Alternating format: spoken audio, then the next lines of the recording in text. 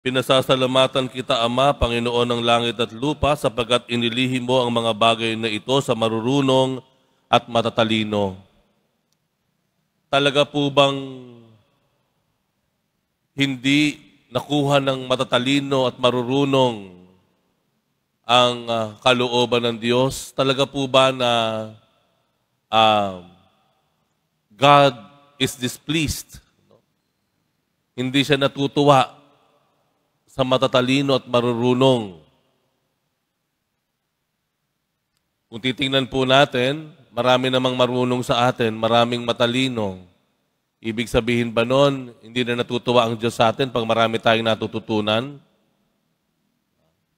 Hindi po yun ang punto ng Panginoon. Ang punto niya, yung sinunod niya doon. Ano yung sinunod ng Panginoon? Ang sabi niya, at inihayag mo sa mga may kaloobang tulad ng sa bata. May kalooban, hindi kaisipan. Sa makatuwid, ang pinag-uusapan dito ng Panginoon ay hindi yung laman ng utak, kundi laman ng puso. Hindi pinag-uusapan dito kung gaano ka kaalam o kadunong. Ang pinag-uusapan po dito ay yung kung papaano ka bukas ang kalooban mo sa tinig ng Diyos, sa salita ng Diyos, sa tagubilin ng Diyos. Yun naman po ang makikita natin sa mga bata. Bagamat hindi sila marunong, yung iba nga, madalas nga matigas ang ulo, ang sabi natin, di po ba? At ang mga bata, ang titigas ng ulo, yun ang sabi natin, di po ba? Kasi naman, alam naman natin, kailangan talaga ng taon, bibilang ng taon, bago ma-fully develop, no? Yung reasoning, no? Yung isip ng bata. Kaya sila matigas ang ulo kasi hindi maabot ng kanilang isip pansamantala, dahil yan naman ay tumatanda pa. Ano po? Kung papaano ang mga matatanda o ang mas makatatanda, bumabalik sa pagkabata, no? At medyo pumapalya na yung isip at sinasabi nga natin, ay nag-iisip bata na siya. Kasi nga sa katandaan, yung isip naman ay nagde-deteriorate. No? Kumbaga, humihina na. Ganon din naman po ang ibig sabihin ng Diyos. Ang ibig sabihin ng Diyos, hindi kung ano yung kakayanan ng isip, kung hindi kakayanan ng kalooban. At ano makikita natin sa mga bata? Hindi man sila marunong, hindi man sila agad-agad na matalino, pero damang-dama nilang kalooban nila, alam nila kung sino yung nanay nila, alam nila kung sino yung tatay nila, alam nila kung sino yung hinahanap nila, alam nila ang kanilang kapahingahan, ang hinahanap ay ang kanilang magulang. No? Nagtitiwala sila. Buong pagtitiwala ni binibigay nila ang kanilang sarili sa mga magulang. No? Sa karga ng magulang. No? Yun naman ang maganda sa bata. Palyado man o hindi pa mahina pa man ang isip, pero yung affectivity, no? Yung kakayanan ng kalooban ng puso na makakilala, magtiwala ay naroroon na. At palagay ko po, yun ang ibig sabihin ng Panginoon nung sinabi niya sa unang bahagi ng Ebanghelyo.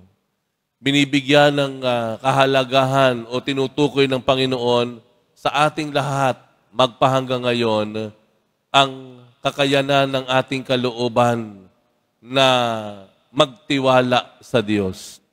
Sumunod sa Kanya dahil nagtitiwala tayo sa Kanya. Kung titingnan natin kahapon yung Ebanghelyo ay Ebanghelyo na sinundan po ng Ebanghelyo ngayon. Kahapon, kung maalala po ninyo, yung mga tao no, sa Capernaum, Bethsaida, at Corazin, no, ay hindi natutuwa ang Panginoon dahil ay matigas ang kanilang kalooban. No? Hindi nila agad masunod yung habili ng Diyos na kahit pinagpakitaan na sila ng maraming himala, mismo ang Jesus ang nangaral sa harapan nila, pero baliwala. Kaya sinasabi ng Panginoon, yung sumunod na sinabi niya, ay ibinigay niya ang mga lihim na ito, yung karunungang ito sa mga bata. Kasi sila, kabaliktaran ng mga tao sa Capernaum, Corazin at Bethsaida.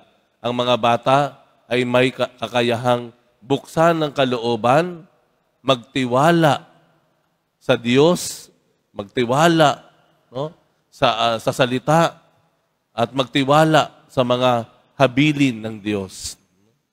Yun po ang marahil na binabalikan natin sa araw na ito. Ano po?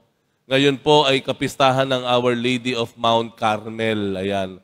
Kapistahan po ng mga Carmelite community natin, mga religious communities na Carmelites. Ano po? Ito kasi ay hango dun sa bundok sa Israel na tinatawag na Carmel. Ano po? Na kung saan, noong panahon na iyon, nagpakita ang mahal na Birheng Maria kay Saint Simon Stock. Ano po? Siya yung pinaka-superior ng community ng mga Carmels, no? Carmelites. Ito ay nangyari sa panahon ng pag-uusig.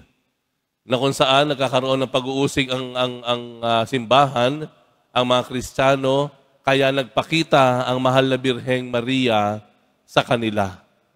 At mula nung po, nagsimula ng kasaysayan, hanggang ito ay naging kapistahan na. Inaalala natin ang pagpapakita ng mahal na Birheng Maria sa Carmelites sa bundok ng Carmel. No? Kaya po nauso yung brown scapular. Kasi bahagi po nung pangako ng mahal na Birhen nung nagpakita ay yung pagsuot ng habit o scapularyo. No? Ng itong brown scapular na ito ay may dalang pangako ng proteksyon sa gawain ng masama. Proteksyon sa gawain ng mga masasama. Ito po ay isang muling pagpapakita sa atin na ang Diyos ay nagpasugo ng kanyang anak na ng kanyang ina na Birheng Maria upang bilang mga anak ay makita natin ang ating mga sarili bilang mga anak na handang tumanggap, no? Na handang magtiwala. Ang mensahe ng pagtanggap, pagiging bukas sa Diyos, at pagtitiwala sa Kanya. Marahil ito po ang tanong sa ating sarili sa araw na ito. Ano ba yung mga bagay na tila nahihirapan tayo na tanggapin? Ano ba yung nakikita ba natin ng ating sarili na nahihirapan na tayong buksan yung kalooban natin sa Diyos na parang tayo ay may pag-aatubili na tuluyang buksan ang ating kalooban sa Kanya. Ano ba yung mga bagay na dapat talaga nating ipagkatiwala na sa Diyos? Ipagkatiwala kung paano ang isang anak, isang child o the children ay magbibigay ng tiwala, no, sa mga kamay ng kanyang mga magulang. Ano yung mga bagay na dapat nating ipagkatiwala na sa ating Diyos?